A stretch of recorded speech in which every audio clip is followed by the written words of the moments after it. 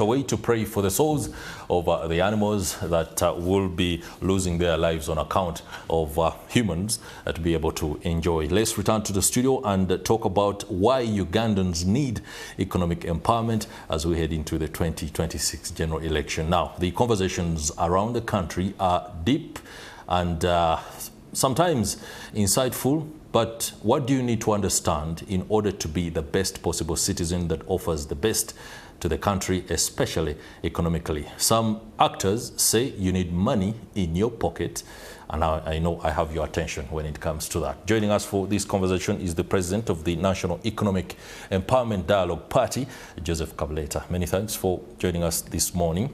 Thank you for having me. First questions first. Money in the pocket for every Ugandan. Is that even possible?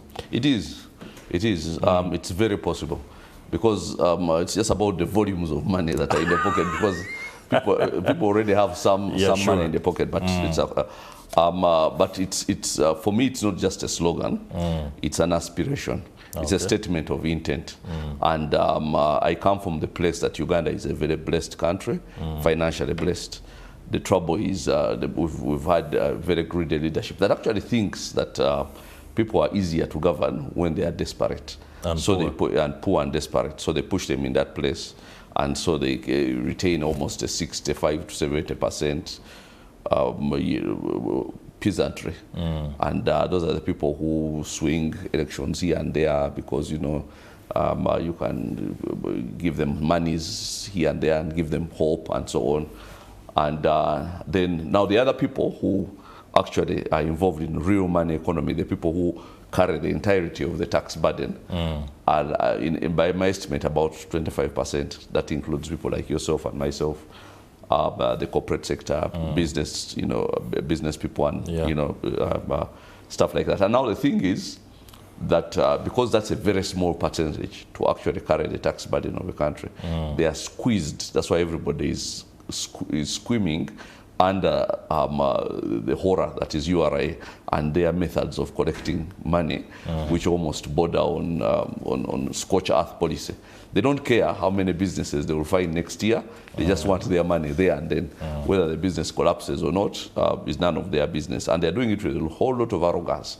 So because they have to get money to satiate certain people who are in political positions, and yet the base for whom they are getting is very narrow. Very narrow. So you see they are coming up with more and more creative ways of squeezing money out of people. But they are milking a cow because the money is not there. So they make business very difficult to sustain in this country for genuine tax compliant people. Yeah. Okay. Listening to you, somebody begins to imagine that maybe there is an alternative blueprint that can actually deliver the kind of empowerment that you're talking about, but it's deliberately not being undertaken by those that have the powers right now. Is that so? That's so. That's very much the case. I'll tell you this, that first of all, stability, you cannot divorce money in the pocket, or money meaning anything worth, because money is not just money. It's not just paper money. Not just paper money, from stability in the country. Because I was looking around and seeing that a good number of Ugandans are in a position where they have almost nothing to lose. When they walk out of their homes, all of them, they have gone. There's nothing left there. Nothing left in the home. Nothing left in the home. To say, I have so much to go back to. Yes, all their assets and liabilities walk with them wherever it is they go. Now, how do you know that? If you want to know that, go to money lenders and see the #1 collateral they hold from people whom they, who come to borrow money, and it's national IDs.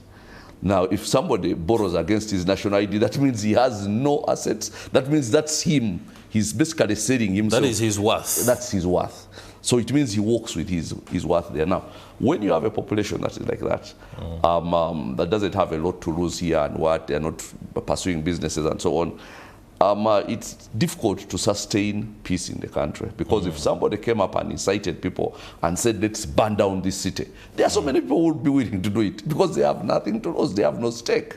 Now, what we have to do is create a stake for everybody, so that nobody is going to want to burn down anything, because you're building something. You're building a business here, you're finishing your education here, You have a job here, so that's going to take away your job. But meaningful and sustainable. It's meaningful and sustainable job. You have some farm where you're earning money from. So everybody has some stake in the country. Now that's how you maintain a country in peace. But this thing that Museveni has created here, and the things I see, and the way people behave, especially, I saw it in the 2021 election, and I realized it was as a result of so many people feeling that they have absolutely nothing to lose, and they walk out of their homes with all their assets and liabilities. Now, that's an interesting context when you say many don't have much to lose.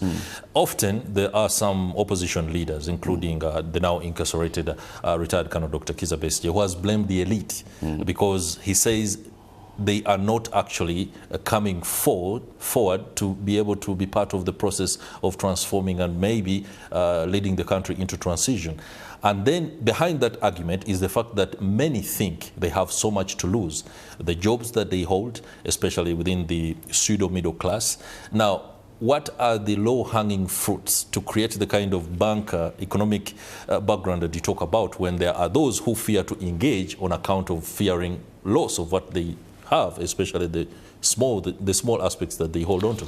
Now, I'll tell you this. The reason so many elite people, and I agree with what Dr. Besigye says, the reason everybody is scared is it's a very thin line. There is no buffer between somebody who wakes up in the morning and puts on a suit and somebody who is riding a border.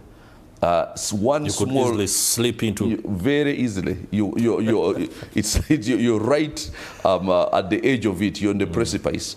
Today you can be in the privileged class. One bad decision, financial decision, one let's say medical emergency, which requires a lot of money to go and save your life and so on.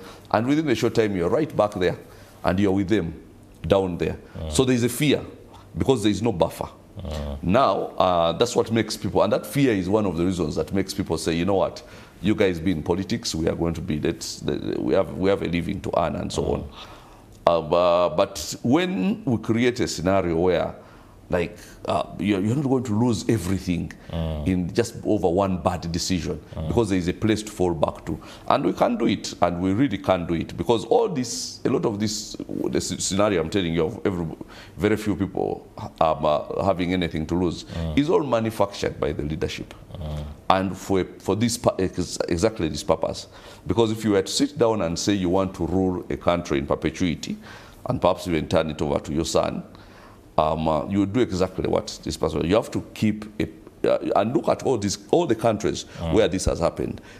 Togo, Equatorial Guinea, and where there is this, dynasties of presidents who behave like kings. All of them have one thing in common: peasants who are supposed to remain peasants, and their only aspiration is maybe one day I'll move out of the peasant class and go to the other class. And how do they get that? By becoming member of parliament. Okay? Or by getting a position in some sort of political position. That's why now politics in this season is life and death. For so many people, it's the only way they are going to come from this side to the other side, through politics. Any other way, they are not going to. And there have been stories of people, of course, who have turned their lives around through politics. But it shouldn't be that way. There should be other ways for people to, turn their lives around.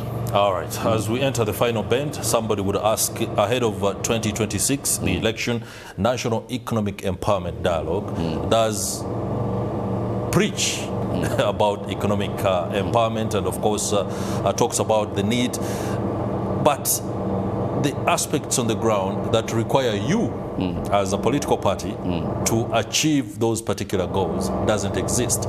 Do you have the capacity? What kind of capacity? The capacity to hold government and run the state in order to implement those economic empowerment Let me tell you, ultimately the capacity to hold power and exercise power is going to be down to the people. To the people. It's not going to be down to the army. It's going to be down to the people. And of course, there is this thinking, which is a hangover of what we've been through, that the army is the one which has to, ultimately it's going to be what the people decide. That's what's going to be the determinant factor. Okay. So whether or not I have the capacity will depend on, you know, the electorate out there. All right, when you say it will depend on the electorate, it's pretty much very clear that you, the voter, have what it takes to decide who the leaders will be. Mr. Joseph Kabuleta, many thanks for joining us. That is Joseph Kabuleta, the president of the National Economic Empowerment Dialogue Party, speaking to us. That will do it for this edition of Morning at 10 TV. It's been a pleasure having your company, and on behalf of the team that is behind the scenes ensuring these 2 hours are exhaustive as the Monday to Friday, it's been a pleasure. We'll see you on Monday. Have a